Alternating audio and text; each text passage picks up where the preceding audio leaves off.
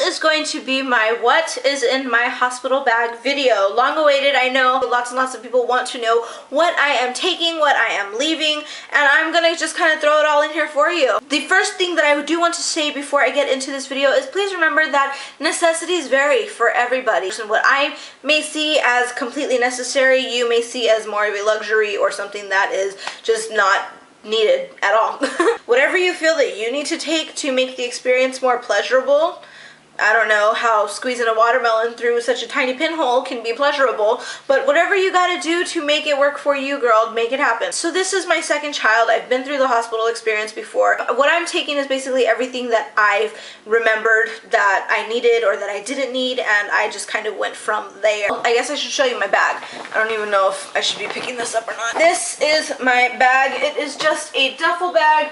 Nothing special, nothing fancy. The bag that I had originally showed you guys didn't have like enough pockets in it, and I wanted something with lots and lots of pockets, something that had a lot of space. So when you go to pack your hospital bag, you will have lots and lots of different places that you can go to find information on what you should take. Whether it is searching videos here on YouTube, hi, for those of you who are watching this, looking online and just seeing different lists, looking in books and seeing different lists. Every hospital does vary on what they offer you. So what I would definitely recommend the most is either asking for a list from your OB or you can even go online, and most of the time your hospital will have a personalized list of what they offer you or what they recommend for you to bring. But basically the norm of what you can expect is everything for baby, everything that you could possibly need for your baby in the time frame that you're going to stay there, and lots of heavy pads and mesh undies for you. If you look in my bag, I guess I should have been a little more prepared in figuring out how I'm gonna do this. There's a little like mesh zipper. Okay. And that is where I have all of the stuff that I'm going to need specifically for my labor. I don't want my husband having to go and like rummage through this entire bag, pulling it all apart, looking for, I don't know, chapstick. So everything that I'm going to need for labor is in this one particular zipper on its own, completely separated. That way it's easy to find. First thing I'm taking is a tennis ball. So we never know if we're going to have lots and lots of back labor. I say be prepared for that. It might be more comfortable for you to have somebody massage you with their hands. It might be more comfortable for you to have somebody massage you with like something else. This is what is most comfortable and most this is what works best for me. So this is what I like the most. This is what I'm going to be taking in case that happens. Next thing is massage oil for the same reason. I don't know if I'm going to want to be massaged, but I would rather have it and not need it than need it and not have it. Definitely I would recommend finding something that is like a scent that is like pleasurable to you. So I don't know, vanilla, lavender. The last thing you need is to be annoyed by the smell of something that is supposed to help you. In here I have got a few bobby pins and hair ties. I am taking my straightener for later on in life, but probably during labor, if I want to have my hair up, that will probably be the only time that I will have my hair up. Chapstick, because I have always got to have some sort of moisturizing something on my lips. I don't like the feeling of dry lips at all. It's just normal to get chapped lips while you are in labor just because of what you're doing and because of the temperature that hospitals are typically kept at. Mints. I have got a little tin of mints. The last thing that I want is some nasty person, nasty doctor, nasty nurse, nasty husband blowing their grungy breath on my face. I don't want to be asking my husband, ooh, what died in your mouth. Moving on. So in just another random zipper, I have got all of my toiletries, everything that I'm going to need to, you know, shower and live and stuff like that. I am bringing hairspray. This is a necessity in my life. I do not leave my house at any time without some sort of hairspray being in my vicinity. I have got hand sanitizer. So if you want to touch my baby, you gotta wash your hands. If you're not washing your hands, you're putting freaking alcohol on your hands. DO for my BO. Shampoo and conditioner. I don't know if I'm gonna be washing my hair. It really just depends on what mood I am in. Again, I'd rather have it and not need it than need it and not have it. Body soap, because I will need to clean things up. Lanolin nipple cream. If you are going to be breastfeeding, your nipples will be very, very sore very quickly. This stuff here is a lifesaver. Anything that is in a sample size for stuff like this, I am a fan of. Also, just a couple of breast pads, literally just two. I believe my hospital does provide them for me. I don't expect my milk to come in like the second I have her, so I don't expect to need them. Tylenol. I've got Tylenol in here.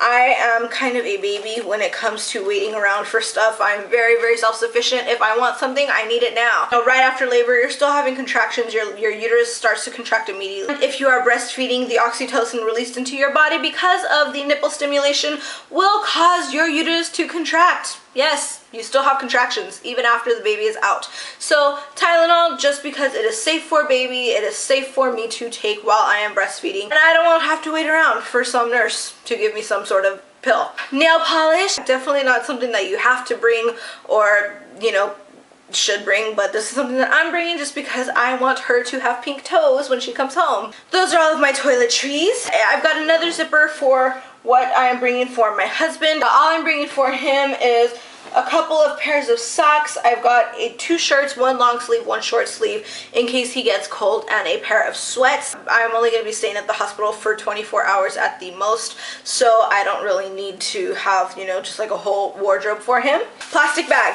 This is for dirties, specifically, you know, anything that gets dirty, anything that, you know, may need to be separated or stay separated. That's what this is for. Into the little recovery portion of my bag. As soon as you open that up, the first thing you see, of course, is my makeup. My mask is in here. It looks like a lot, but this is actually my brush holder. I'm very, very picky and anal about how my brushes are stored, and I don't want them getting messed up, so that is why this looks like so much. I do have a separate video on that. I will link that down below if you guys want to see what makeup it is that I'm taking. I've got my slippers. These are for walking around. These are for keeping my toesies warm. I washed them. They're completely 100% clean, so I don't mind that they are in there with everything else. Also in here, I have got a couple of pairs of socks, you know, again, in case my feet get cold. Clothes for me. I have got some yoga pants, a sports bra, no underwire, just because that will probably be what's most comfortable for me. You know, I've got a sweater here and just another sweater. If you're going to be breastfeeding, tank tops are definitely probably the easiest thing to go. The idea of having something that snaps come undone in public kind of freaks me out, so I'm not a fan of nursing bras, nursing shirts. I think that they're kind of cheesy and I just don't prefer to wear them. Nobody kill me for that, to each their own. For my baby, I have got two little outfits that are separate. This one is for her just to wear there, and this one is her coming home outfit. I have got a onesie. Of course, it is leopard. I've got a little headband. This one is pink. Really, really cute. Really, really tiny. Cannot believe a head this tiny is going to be alive in the world. I'm not going to be saying that when she's coming out of me, right? A hat. Just like this. This one's by Gerber. I sewed a little bow onto it, so if you guys have the same set and you're wondering why yours doesn't have a bow, it's because I sewed this one on. A couple of scratch mittens and some socks, you know, to keep her feet warm, whatever. So that is outfit numero uno. Her coming home outfit, what she's going to be coming home in, is this cute little teeny tiny blue jumper thingy. It's so cute. It's so tiny. She's going to be wearing this, and it's going to be really simple, just a little white headband, again, with another bow. And sorry, these are the cutest little socks you've ever seen in life. Like, a foot this tiny is going to exist in the world. And I have a small hand as it is. So those are the clothes that I'm going to be taking for her. You may want to take more, you may want to take less. So I figure if she gets dirty or anything like that and I need more, I can either have somebody bring more or I can just have her wear what the hospital has for her. Not that big of a deal. I'm also taking this blanket. I made this little one for her.